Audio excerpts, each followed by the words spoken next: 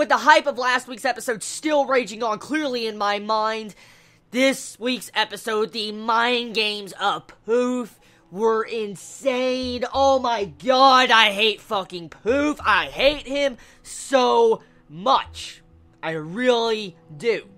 But he's such a good villain. Such a good villain. So crafty. He manipulates. I mean, the way he's trying to have a contest with Meruem was just so amazing. The way he can actually play at Meruem's character and force him to do a contest, technically, was just absolutely amazing.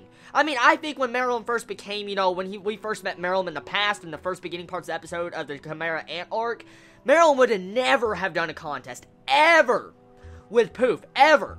But now he's doing something like that, and it just shows you the character development, and at the same time, it just shows you how dark Poof is. He's willing to manipulate his king just to be able to have his king be the one ruling species over everybody. At the same time, you can understand Poof's loyalty, but my god. Oh yes, and I called the entire bit about how Meruem could sense the guilt, or the, I guess, desperation in Poof's voice and how he acted, because we found out this episode that Meruem was sensing the guilt in Yuppie and Poof, so right there, that was awesome. It was so awesome getting to see that confirmed, and now I wonder exactly what will happen. Now, let's say this. We have a contest going on. Poof right now at the end of this episode is spreading out his scales to brainwash everybody and mind control all the regular humans.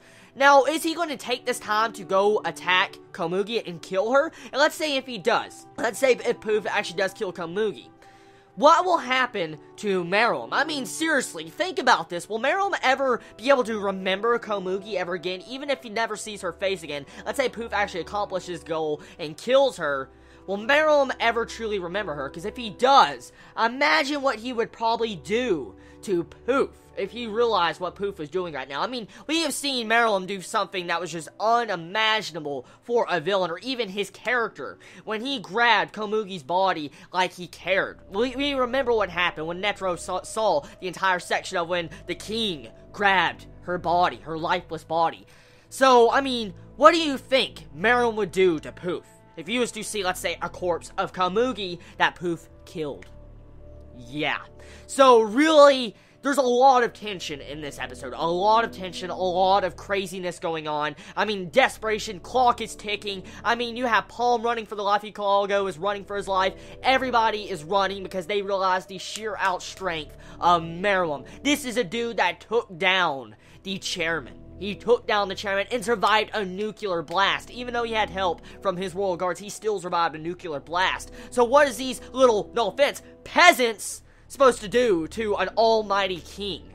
Nothing. And we get to see a glimpse of Meruem's power this episode, and what power he's obtained after absorbing some power from Poof and Yuppie. We see how fast he is. He activates his N, and all of a sudden, he instantly just incapacitates Knuckle in under a fraction of a couple of seconds. It was just insane seeing that scene. I mean, really, Knuckle, this great character, I thought he got killed, but then I realized he got knocked out. I'm like, oh my god, thank god, thank god. But I mean, the way Meruem just did that, I mean, just instantly, like, he was just gone. He was as fast as gone. That's how fast he was.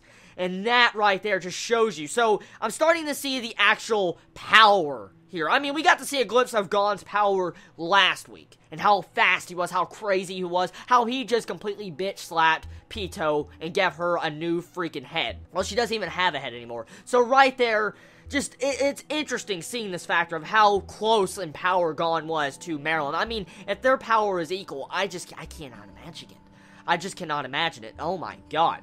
So, one thing also, we get to see Gon, a glimpse of Gon in this episode, where Killua is actually carrying Gon. Looks like he's shrunk down in form, but he still has his long hair hanging down. We didn't really get a glimpse at Gon's physical physique. We didn't exactly see if he was shriveled up like Netero was in earlier couple episodes around episode 126. We don't know exactly the repercussions of Gon. We don't know if Gon is technically dead or not, because, I mean, we just saw Killua carrying his body. So, right there, this can still go either way for Gon being alive. But one big thing right here is, how did Killua survive that impact? I mean, as we can clearly see in this episode, Pito's body is still intact. We still see Pito's body intact in this episode, because we get a glimpse at it. So most likely whatever Gon tried to do, Killua probably saved Gon in that instant before he killed everything in that entire radius. But there still was an explosion. So I'm guessing Killua used his Godspeed to get out of there real quickly.